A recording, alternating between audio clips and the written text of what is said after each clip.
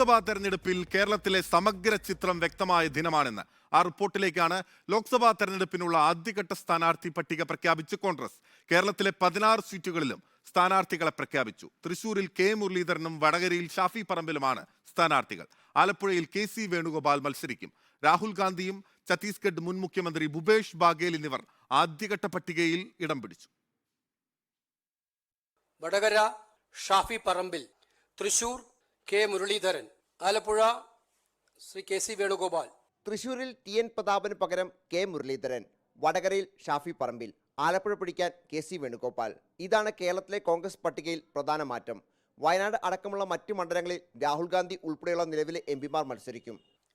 Kerala Kasaragod Rajmohan Unnithan, Kannur K Sudhakaran, Wayanad former Congress president Shri Rahul Gandhi, Kozhikode Shri MK Raghavan, Palakkad Shri VK Sreekandan, Alathur miss Ramya Haridas, Chalakudy Benny Behanan, Ernakulam Hibi Eden, Idukki Dean Kuriakose, Mavelikkara Kodikunnil Suresh, Pathanamthitta Anto Antony, Attingal Adoor Prakash, Thiruvananthapuram doctor Shashi Tharoor.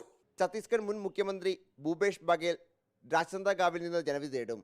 DK ശിവകുമാറിന്റെ സഹോദരൻ DK Suresh Bangalore റൂറലിൽ നിന്ന് മത്സരിക്കും. ഛത്തീസ്ഗഡിലെ 6, കർണാടകയിലെ 7, മേഘാലയയിലെ 2, തെലങ്കാനയിലെ 4, ത്രിപുര, നാഗാലാൻഡ്, സിക്കിം, ലക്ഷദ്വീപ് എന്നിവിടങ്ങളിലെ ഓരോ സ്ഥാനാർത്ഥികളും അടക്കം 39 സ്ഥാനാർത്ഥികളെയാണ് ആദ്യഘട്ട പട്ടികയിൽ കോൺഗ്രസ് പ്രഖ്യാപിച്ചത്. തർക്കങ്ങൾ ഇല്ലാതെ ആദ്യഘട്ട സ്ഥാനാർത്ഥി പട്ടിക പ്രഖ്യാപിക്കാൻ കഴിഞ്ഞു എന്നത് കോൺഗ്രസ് പ്രവർത്തകരിലും നേതാക്കളിലും ഒരുപോലെ ആത്മവിശ്വാസം വർദ്ധിപ്പിക്കുന്നു. ലഭിക്കാവുന്നതിൽ വെച്ച് ഏറ്റവും മികച്ച സ്ഥാനാർത്ഥികളെയാണ് ഇത്തവണ കോൺഗ്രസ് രംഗത്തിറക്കിയിരിക്കുന്നത്.